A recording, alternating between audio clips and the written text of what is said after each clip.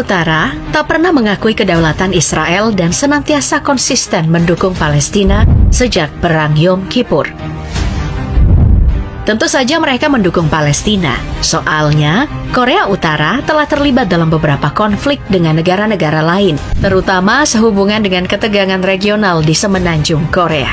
Salah satu konflik paling mencolok adalah Perang Korea pada tahun 1950 sampai 1953. Perang ini dimulai ketika Korea Utara menyerbu Korea Selatan yang didukung oleh Amerika Serikat dan sekutu-sekutunya.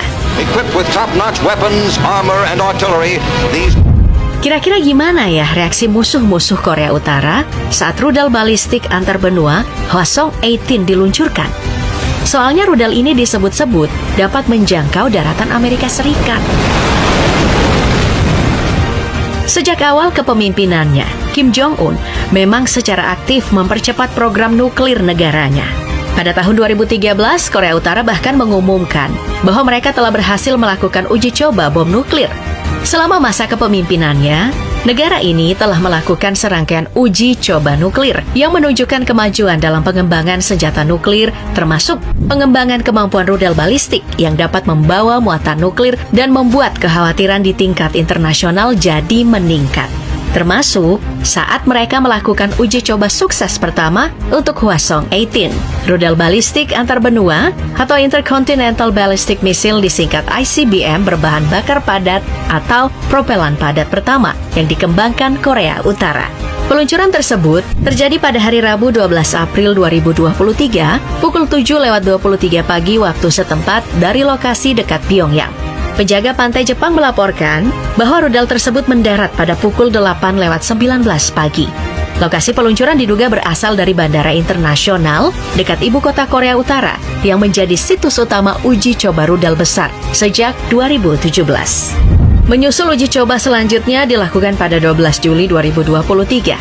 Uji peluncuran ini dilakukan dengan sangat rahasia di suatu lokasi yang tidak diungkapkan. Rudal jarak jauh ini berhasil terbang selama 74 menit sebelum akhirnya jatuh ke perairan Jepang pada hari Rabu pagi, menjadikannya yang terlama untuk uji coba rudal Korea Utara dengan jarak terbang 1.001 km ke ketinggian 6.648 km. Nah, aksi provokatif ini dilakukan Korea Utara setelah mereka mengancam Amerika Serikat dengan menegaskan kesiapannya untuk menembak jatuh pesawat mata-mata Amerika Serikat yang terbang di sekitar wilayah mereka.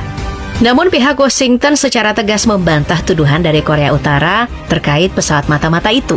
Mereka justru menegaskan bahwa setiap patroli militer yang dilakukan selaras dengan hukum internasional, tidak ada pesawat pengintai yang melanggar hukum seperti yang Korea Utara maksud. Uji coba ini di bawah pengawasan langsung Kim Jong-un dan menandai langkah maju dalam kemampuan militer Korea Utara yang telah secara agresif mengembangkan teknologi rudalnya sejak memulai serangkaian pengujian pada tahun 2016. Peluncuran Hwasong-18 langsung mendapat sorotan saat foto-foto rudal ini dirilis beberapa jam setelahnya.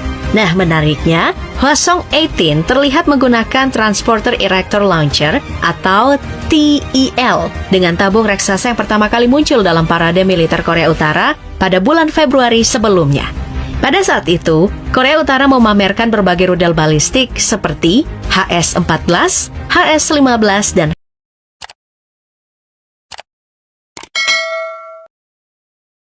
soft launch, di mana rudal keluar dari tabung dengan aman, tampaknya menjadi metode pilihan untuk Hwasong-18, menandakan bahwa ini adalah tahap awal dalam sistem rudal strategis. Penggunaan TEL besar juga menyoroti perubahan pendekatan Korea Utara yang kini lebih serius dalam mengembangkan dan mengimplementasikan teknologi rudalnya. Bahan bakar padat yang digunakan oleh Hwasong-18 memungkinkan peluncuran yang lebih cepat dan efisien, menghilangkan kebutuhan akan periode pengisian bahan bakar yang lama. Kecepatan ini membuat Hwasong-18 kurang rentan terhadap serangan preemptive alias, serangan pertama terhadap negara lain yang tampak sedang mempersiapkan serangan atau telah lama dalam proses melakukan serangan, serta meningkatkan daya tahan dan responsibilitasnya di medan perang. Pengamat memperkirakan bahwa Hwasong-18 dapat mencapai jarak tidak kurang dari 15.000 km. Tidak jauh dengan kemampuan rudal balistik sebelumnya, Hwasong-17 yang sudah dapat mencapai daratan Amerika Serikat dan dijuluki sebagai rudal monster. Diperkirakan pula beratnya antara 55 sampai 60 ton, panjangnya 25 meter, dan diameternya 2 meter. Kalau dibandingkan sama punya Amerika Serikat, ya setara sama Titan II lah. Walaupun Kementerian Pertahanan Jepang melaporkan sebenarnya Hwasong-18 hanya mampu terbang sejauh 1000 km saja dalam lintasan curam, sesuai dengan pola uji coba sebelumnya Korea Utara. Yang pasti, masih belum diketahui seberapa jauh jangkauan sebenarnya, dan hulu ledak nuklirnya juga masih menjadi pertanyaan besar dalam evaluasi keseluruhan kemampuannya. Seri rudal Hwasong sebagai seri rudal balistik yang dirancang untuk dapat mencapai jarak jauh, termasuk melintasi benua atau samudra, dikembangkan oleh Korea Utara pertama kali di tahun 2015, berupa Hwasong-14. Perkembangan dan uji coba rudal ini terus berlanjut sejak itu hingga kini, mencapai Hwasong-18. Nama Hwasong memiliki arti bintang api dalam bahasa Korea. Nama ini mencerminkan ambisi dan semangat nasionalis Korea Utara dalam mengembangkan teknologi militer canggih. Julukan ini dimaknai sebagai simbol kekuatan dan keberanian dalam konteks program nuklir dan rudal balistik. Nah, rudal-rudal ini telah menjadi fokus utama dalam upaya pengembangan militer Korea Utara untuk menunjukkan ambisi mereka dalam meningkatkan kemampuan proyektil jarak jauhnya.